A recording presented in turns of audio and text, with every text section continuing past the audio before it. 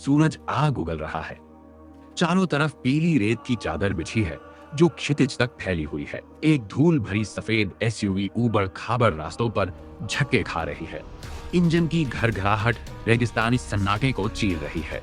गाड़ी के अंदर एसी पूरी ताकत से चल रहा है, लेकिन बाहर की तपिश शीशों को पार कर अंदर आ रही है। रोहन ड्राइवर की सीट पर है। उसका चेहरा उत्साह से चमक रहा है। उसने धूप का चश्मा लगाया हुआ है। उसके बगल में माया बैठी है जो बार बार मैप देख रही है और उसके माथे पर चिंता की लकीरें हैं। पीछे की सीट पर विक्रम अपने कैमरे के लेंस साफ कर रहा है और कबीर खिड़की से बाहर देखते हुए संगीत सुन रहा है।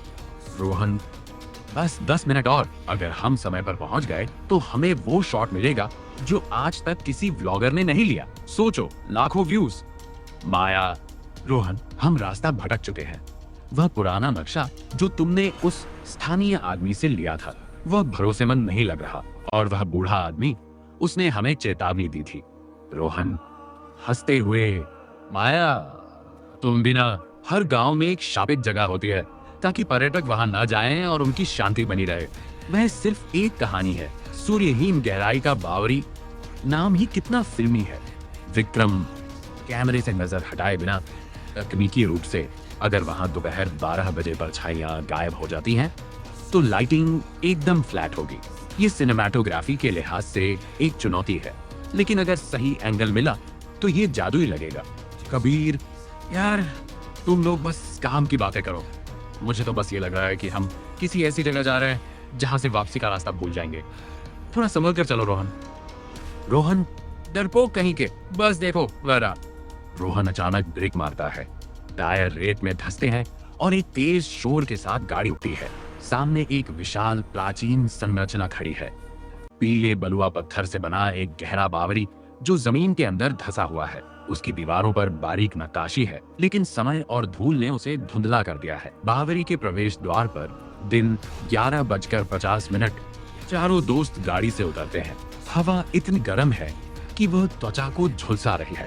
बावरी के ऊपर की हवा कांप रही है। जैसे ही वे सीढ़ियों की ओर बढ़ते हैं, उन्हें एक अजीब सी ठंडक का एहसास होता है जो ऊपर की गर्मी से बिल्कुल विपरीत है। माया, रुकते हुए, यहाँ कुछ अजीब है। हवा अचानक बदल गई। ऐसा लग रहा है जैसे यह जगह हमें अंदर खींच रही है। रोहन उत्साह में, यही तो वाइब है माया, इसी को कहते हैं मिस्ट्री। विक्रम, कैमरा चालू करो, हमें नीचे जाना है। विक्रम, रेडी हूं, बस ये देखना है कि नीचे रोशनी कैसी है। वे धीरे धीरे नीचे उतरना शुरू करते हैं। सीढ़ियां संकरी और फिसलन भरी है। जैसे जैसे वे नीचे जाते हैं, बाहरी दुनिया का शोर खत्म हो जाता है। केवल उनके जूतों की आवाज और उनकी सांसें सुनाई दे रही हैं। दीवारों पर जमी काई और सदियों पुरानी नमी की गंध हवा में घुली हुई है। कबीर, दीवार को छूते हुए, पत्थर कितने ठंडे हैं। ऊपर तो तंदूर जैसा माहौल था और यहाँ ऐसा लग रहा है जैसे हम किसी फ्रिज के अंदर आ गए हो। माया, मुझे ये जगह पसंद नहीं आ रही। चलो वापस चलते हैं। हमें यह साबित करने की जरूरत नहीं है कि हम यहाँ आए थे। रोहन, चुप रहो माया, हम पहुंच गए। वे बावरी के सबसे निचले स्तर पर पहुंचते हैं। सामने एक स्थिर गहरे हरे रंग का पानी का कुंड है। पानी इतना शांत है कि वह कांच की तरह लग रहा है। ऊपर की संरचना इस तरह बनी है कि दोपहर की सीधी धूप ठीक कुंड के केंद्र पर गिरती है। कुंड के किनारे दिन 11:58। रोहन अपना ट्राइपॉड सेट करता है। वह कैमरे को ठीक उसी कोण पर लगाता है जहां पानी की सतह दिख रही हो। विक्रम उसके बगल में खड़ा होकर लाइट मीटर चेक कर रहा है। विक्रम, 2 मिनट बचे हैं। रोहन, ठीक उस बिंदु पर खड़े हो जाओ जहां धूप गिर रही है। रोहन मुस्कुराते हुए, तैयार हो। दुनिया देखेगी कि रोहन ने क्या खोजा है। माया और कबीर कुछ दूरी पर खड़े हैं। माया की नजरें लगातार अपनी घड़ी और फिर पानी की सतह पर जा रही हैं। उसे महसूस हो रहा है कि पानी के नीचे कुछ है, कुछ ऐसा जो उन्हें दिख रहा है। कबीर, माया, तुम इतनी घबराई हुई क्यों हो? देखो, सब ठीक है। माया, ठीक नहीं है कबीर। वह बूढ़ा आदमी कह रहा था कि दोपहर 12 बजे परछाइयां मर जाती हैं, और वह यह भी कह रहा था कि जब परछाई नहीं होती तो हम अपनी पहचान खो देते हैं। रोहन चिल्लाते हुए, बस अपनी ये डरावनी कहानियां बंद करो, अब देखो जादू। विक्रम 3, 2, 1। अब ठीक दोपहर के 12 बजते हैं। सूरज ठीक उनके सिर के ऊपर आता है। अचानक एक चमत्कार होता है। रोहन की परछाई, जो अब तक उसके पैरों के पास थी, धीरे धीरे सिकुड़ने लगती है और अंततः पूरी तरह गायब हो जाती है। उसके आसपास खड़े विक्रम, माया और कबीर की परछाइयां भी ओझल हो जाती हैं। पूरी जगह एक अजीब सपाट रोशनी से भर जाती है। कोई छाया नहीं, कोई गहराई नहीं। रोहन पानी की ओर देखता है। पानी में उसका प्रतिबिंब बिल्कुल साफ दिख रहा है। रोहन हैरानी से, ओह माय गॉड, देखो, कोई परछाई नहीं है, ये अविश्वसनीय है। विक्रम, शॉट मिल गया। रोहन, बस वहीं रहो, हिलना मत। रोहन पानी के प्रतिबिंब को देख रहा है। वह मुस्कुराता है और अपना हाथ ऊपर उठाता है, लेकिन तभी उसकी मुस्कुराहट गायब हो जाती है। माया, रोहन, क्या हुआ? रोहन की आवाज नहीं निकलती। वह स्तब्ध होकर पानी में देख रहा है। पानी में दिख रहा रोहन का प्रतिबिंब अब उसकी नकल नहीं कर रहा था। असल रोहन का हाथ नीचे गिर चुका था, लेकिन प्रतिबिंब अभी भी हाथ उठाए हुए था। और सबसे डरावनी बात, प्रतिबिंब मुस्कुरा रहा था। एक ऐसी मुस्कुराहट जो रोहन की नहीं थी। वह मुस्कुराहट चौड़ी, शिकारी और ठंडी थी। विक्रम कैमरे के पीछे से, रोहन, तुम्हारा रिफ्लेक्शन, वह हिल नहीं रहा है। अचानक पानी की सतह में एक हल्की सी हलचल होती है। कोई लहर नहीं, बल्कि ऐसा लगता है जैसे प्रतिबिंब ने पानी के अंदर से रोहन का हाथ पकड़ लिया हो। एक पल के लिए सन्नाटा छा जाता है। एक तेज, बिना आवाज का झटका लगता है। एक पल के लिए रोहन का शरीर कांपता है। वह अपनी आंखें बंद करता है और फिर खोलता है। माया तेजी से आगे बढ़ते हुए, रोहन, तुम ठीक हो? रोहन धीरे से मुड़ता है। वह मुस्कुरा रहा है, लेकिन उसकी आंखों में वह चमक नहीं है जो पहले थी। उसकी आंखें स्थिर है, जैसे वे कांच की बनी हो। रोहन, मैं बिल्कुल ठीक हूँ माया, बस थोड़ा चक्कर आया था। चलो अब यहाँ से चलते हैं, मेरा मन भर गया। जैसलमेर का होटल कमरा। शाम। वे एक आलीशान हेरिटेज होटल में लौटे हैं। कमरा बड़ा है, जिसमें भारी लकड़ी के फर्नीचर और पीतल के लैंप लगे हैं। खिड़की से बाहर डूबते सूरज की नारंगी रोशनी आ रही है।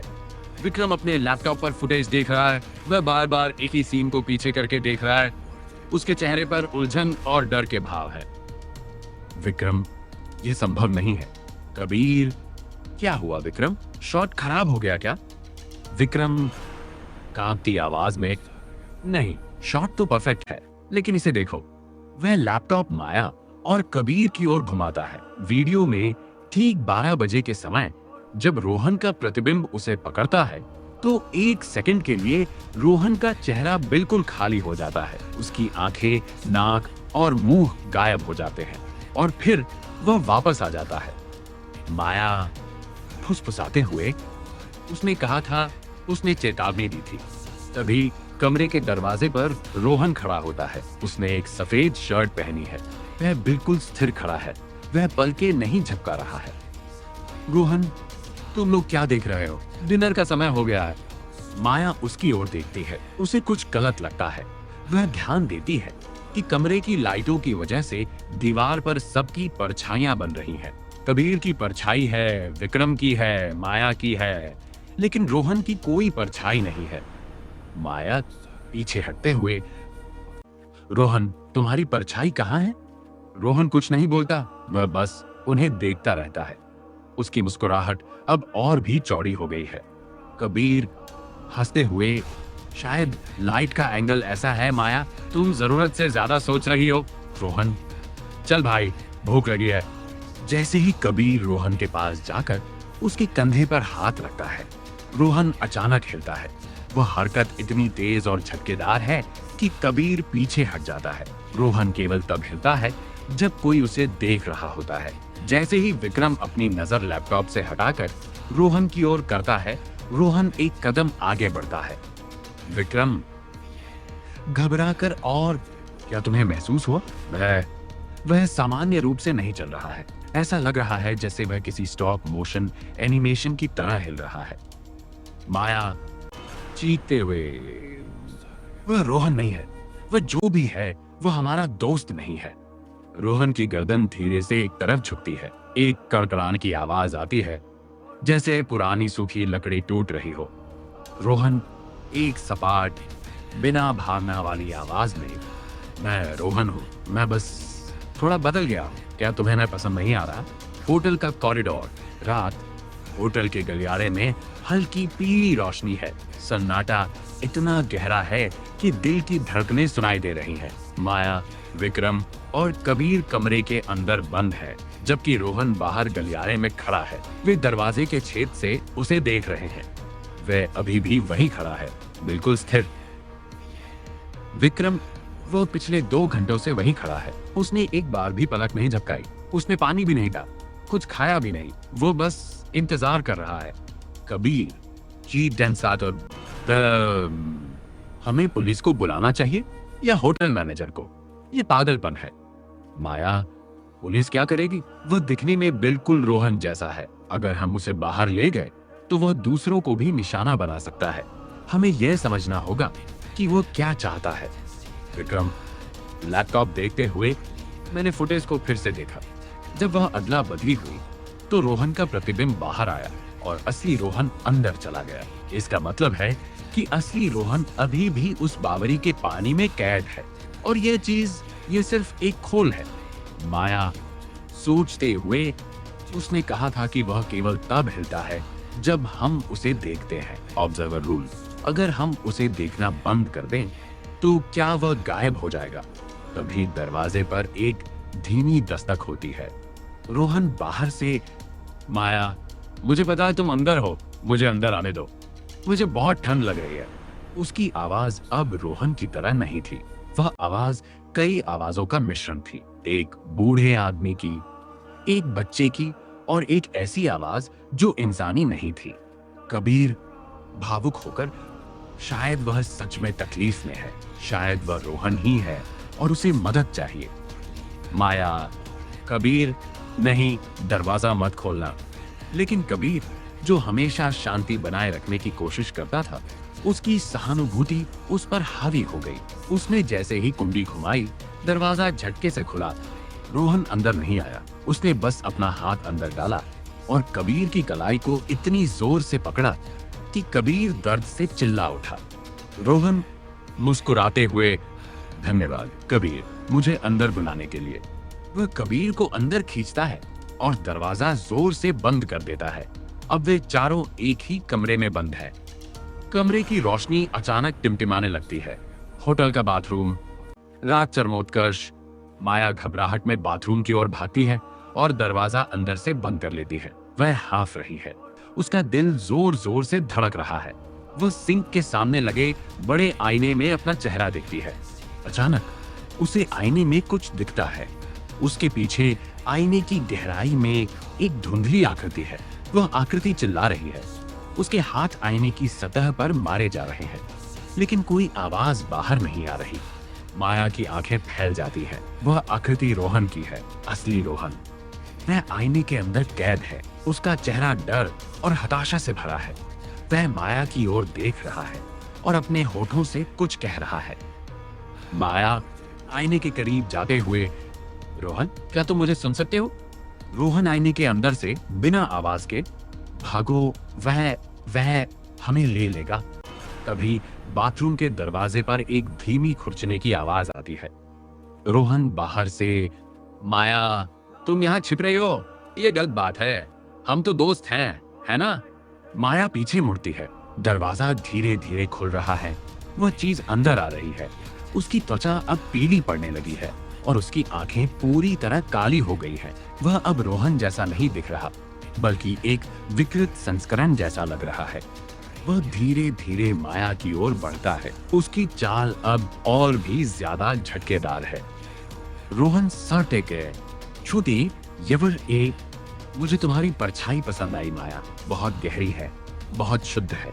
माया चिल्लाती है और पास रखा एक भारी साबुनदानी उठाकर उस पर फेंकती है, लेकिन वह चीज उसे हवा में ही पकड़ लेती है। उसकी पकड़ इतनी मजबूत है कि साबुनदानी उसके हाथ में चकनाचूर हो जाती है। बाहर कमरे से विक्रम और कबीर की चीखें सुनाई देती हैं। विक्रम चीखते हुए, नहीं, इसे दूर ले जाओ, मेरी परछाई गायब हो रही है। माया का दिल बैठ जाता है। वह समझ जाती है कि वह एंटिटी अब केवल एक शरीर नहीं चाहता, बल्कि वह उन सब का अस्तित्व सोखना चाहता है। वह वापस आईने की ओर देखती है। असली रोहन अब पागलों की तरह आईने की सतह को खुरच रहा है। उसके नाखूनों से खून निकल रहा है, लेकिन वह खून लाल नहीं, बल्कि गहरे हरे रंग का है, ठीक उस बावरी के पानी जैसा। माया रोते हुए, मैं तुम्हें कैसे बाहर निकालूं? रोहन, मुझे बताओ। असली रोहन आईने पर अपना हाथ रखता है और एक शब्द लिखता है, रोशनी। माया तुरंत समझ जाती है। वह बाथरूम की तेज लाइट को बंद कर देती है और अपने फोन की फ्लैशलाइट जलाती है। वह लाइट को सीधे उस एंटिटी की आंखों में मारती है। जैसे ही तेज रोशनी उस पर पड़ती है, वह चीज पीछे हटती है और एक भयानक, कान फाड़ देने वाली चीख मारती है। उसकी त्वचा जलने लगती है, जैसे वह धूप में पिघल रहा हो। रोहन चीखते हुए, अंधेरा, मुझे अंधेरा चाहिए। माया बिना समय गवाए फोन की लाइट को आईने की सतह पर केंद्रित करती है। वह लाइट को उस बिंदु पर मारती है जहां असली रोहन का हाथ था। एक धमाका होता है। आईना बीच से टूट जाता है। कांच के टुकड़े चारों ओर बिखर जाते हैं। एक तेज झटके के साथ असली रोहन बाथरूम के फर्श पर गिरता है। वह हाँफ रहा है। उसके कपड़े फटे हुए हैं और वह पूरी तरह से कांप रहा है। माया उसे पकड़ लेती है। माया, रोहन, तुम ठीक हो? रोहन लड़खड़ाते हुए, वह हमें मार डालेगा। वह अब और शक्तिशाली हो गया है। तभी बाथरूम का दरवाजा पूरी तरह टूट जाता है। वह एंटिटी अब एक विशाल बिना चेहरे वाले साये में बदल चुका है। वह अब केवल रोहन का रूप नहीं है, बल्कि वह विक्रम और कबीर की परछाइयों को भी सोख चुका है। वह कमरे की सारी रोशनी को सोख रहा है, जिससे चारों तरफ घना अंधेरा छा रहा है। होटल का कमरा, अंतिम संघर्ष। माया और रोहन कमरे में वापस आते हैं। वहां विक्रम और कबीर फर्श पर बेहोश पड़े हैं। उनकी परछाइयां गायब हो चुकी है। वे जीवित तो हैं, लेकिन उनके चेहरे बिल्कुल भावशून्य हैं, जैसे उनकी आत्मा निकाल ली गई हो। वह साया उनकी ओर बढ़ रहा है। रोहन माया का हाथ पकड़ते हुए, हमें इसे वापस उसी बावरी में ले जाना होगा। केवल वही जगह इसे कैद कर सकती है। माया, लेकिन हम यहाँ से कैसे निकलेंगे? ये हमें बाहर जाने ही नहीं देगा। वह साया अचानक उनके सामने प्रकट होता है। वह अब फुसफुसा रहा है और उसकी आवाज कमरे की दीवारों से गूंज रही है। साया, तुम कहाँ जाओगे? तुम अब मेरी दुनिया का हिस्सा हो। तुम सब मेरी परछाइयां बनोगे।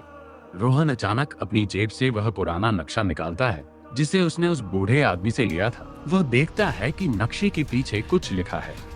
रोहन पढ़ते हुए, जो छायाहीन है वह प्रकाश के डर से बंधा है। यदि तुम उसे उसकी अपनी छवि दिखाओ तो वह स्वयं में समा जाएगा। माया की नजर कमरे के कोने में रखे एक बड़े अलंकृत पीतल के दर्पण पर पड़ती है। वह दर्पण होटल की एक पुरानी विरासत है और उसकी सतह बहुत चमकदार है। माया, रोहन, वह दर्पण। माया और रोहन मिलकर उस भारी दर्पण को खींचते हैं और उसे ठीक उस साये के सामने खड़ा कर देते हैं। साया रुक जाता है। वह पहली बार अपनी खुद की छवि देखता है। क्योंकि साये की अपनी कोई परछाई नहीं थी और वह केवल दूसरों की नकल था। दर्पण में उसे कुछ नहीं दिखा। उसे केवल एक अनंत खालीपन दिखा। वह साया घबरा गया। वह अपनी छवि खोजने के लिए दर्पण के चारों ओर घूमने लगा। जैसे जैसे वह दर्पण में खुद को या अपनी अनुपस्थिति को देखता गया, वह छोटा होने लगा। वह खुद को ही सोखने लगा। एक अंतिम भयानक चीख के साथ वह साया एक छोटे से काले बिंदु में सिमट गया और दर्पण के अंदर खिंच गया। दर्पण अचानक एक जोरदार आवाज के साथ टूट गया। सुबह सूरज की पहली किरणें जैसलमेर के किले को छू रही हैं। माया, रोहन, विक्रम और कबीर होटल के बाहर खड़े हैं। विक्रम और कबीर अब होश में हैं और उनकी परछाइयां वापस आ गई हैं। हालांकि वे अब थोड़ी धुंधली दिखती हैं। रोहन ने अपना कैमरा और ट्राइपॉड कचरे के डिब्बे में फेंक दिया है। विक्रम धीमी आवाज में, क्या वह सच में चला गया? रोहन उम्मीद तो यही है, लेकिन मैं अब कभी किसी वायरल लोकेशन के पीछे नहीं भागूंगा। माया दूर क्षितिज की ओर देखते हुए, कुछ जगहें ऐसी होती हैं जिन्हें भुला दिया जाना ही बेहतर है। कुछ रहस्य ऐसे होते हैं जिन्हें उजागर करने की कीमत बहुत ज्यादा होती है। कबीर, चलो यहाँ से चलते हैं। मुझे अब इस शहर की धूप भी डरा रही है।